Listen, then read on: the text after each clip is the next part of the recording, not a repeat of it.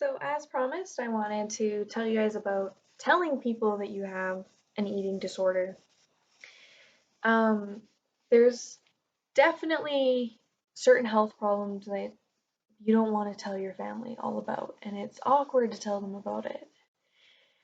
Certain health problems, that's probably just fine, but mental health, you should probably tell your family. And one of the major reasons I think it's so important to tell your family is monitoring your own mental health is really, really, really hard. You don't know um, if you're acting a little different or if you're acting a little crazy. You might not notice. You might just think you're in a funk.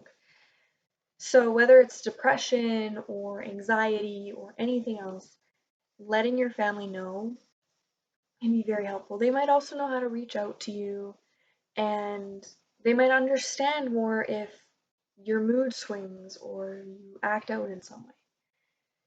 The other reason I had to tell my family was I'm taking medication, and it's really important that people in your life know you're taking medication because if you have a reaction or another medical thing happens and you have to go to a hospital, they're going to want to know your medications. And the faster that you can have somebody tell them your medications, the better. So I immediately was able to tell my friends. It's weird because I was getting to the point where I didn't want to eat in front of some of my friends. Not because they're judgy, not anything that's their fault or that they were doing. Just whatever's going on in my head made me not want to eat in front of them. But it was weird because they were kind of the first people I told. I told my best friend, and she's great. She was just like takes it all in stride and keeps moving. I told my roommate because it's COVID. We were telling each other everything we could.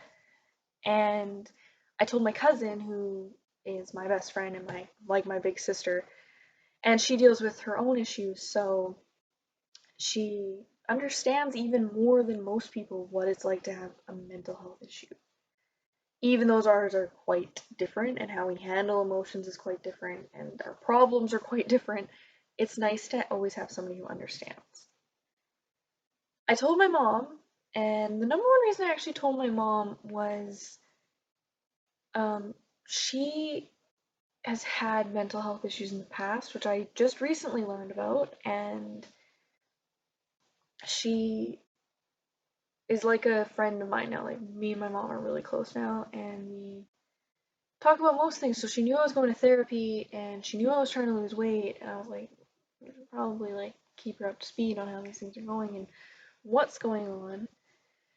But also when I go to my mom's, a lot of our traditions and a lot of the things we do are food based. For instance, when I told my mom that I was looking at if I have binge eating disorder, she was baking cookies for Christmas. Um, but I told her also because there's a whole side of family medicine on my mom's side that I might not know about. We don't talk about that all the time.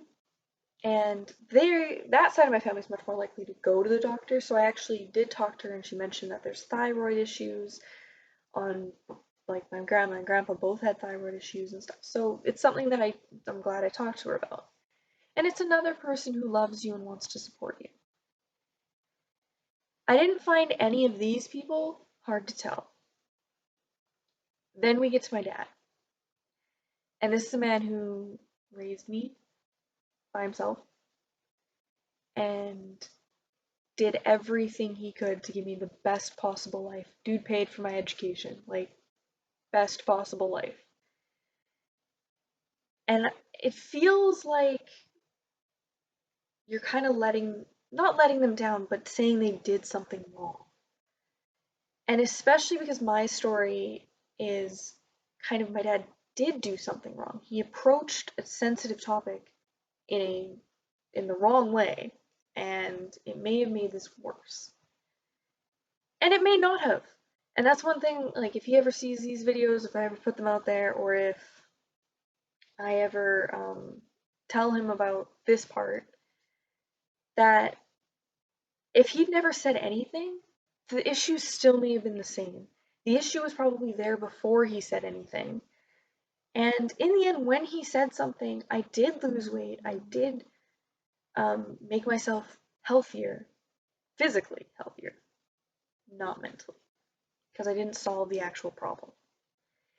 And again, if you missed the earlier video, my dad approached me about my weight right after university and said he was concerned, and he gave me all these reasons about diabetes and heart disease and being better at sports and being able to do more cool things. And then he also mentioned that the way I eat is effing disgusting and that women do better if they look better. And those are the two sentences that really stuck of this conversation. I can't tell you about the diabetes side of things or about the sports arguments that he was making. I can tell you that what transferred into my head was effing disgusting. And even though he was saying how much I was eating and like not me personally, I took it very personally. And again, he loves me and he supported me and he helped me lose weight and he did everything great except that one conversation, which is more emotional conversation than we've ever had. We don't have emotional conversations.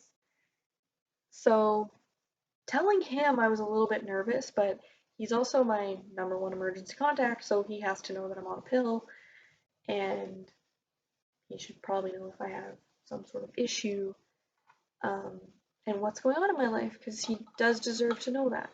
So I told him, and the great thing about my dad, like I just said, we don't have emotional conversations. So I told him I was on this pill, and he was mostly worried about being on this pill my whole life. I don't want to be on a pill my whole life. Eventually you'll forget to take it. Like, it's not my goal to be on this my whole life.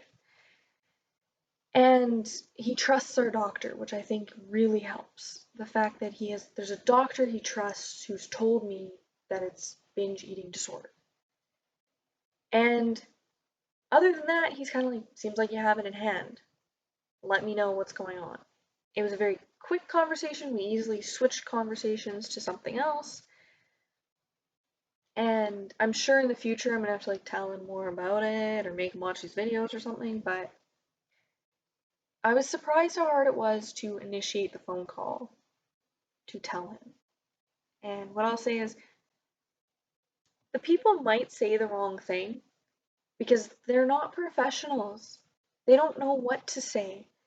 And a lot of like my dad's Gen X, he doesn't know mental health stuff. Nobody taught me, let alone the generation before me. And his parents didn't teach him about mental health. It was just shut it, lock it down, no. So I'm glad he didn't say anything super negative, and I'm really glad he didn't ask too many questions because I was not in an emotional state to handle that. But it was still difficult, and it'll probably be difficult in the future, but I'm happy he knows, and it makes everything a little bit easier. So if you're hesitant, talk to a counselor, see how they suggest you approach it. Maybe they'll suggest that you wait and don't tell them right away. But in the end, once they know, it's like a weight lifted. And it was only a day of weight, but it was still a weight that was lifted. Just by telling them, I can't imagine if I held it in for months at a time. So that was telling my dad. My next video, as promised, is going to be all about the symptoms I've been dealing with since junior high and the progression of this disorder as far as I can tell. Again, I'm still waiting to talk to a counselor. They're really busy with COVID. And we're still getting used to Vyvanse, and everything's working fine, but we're still going through that.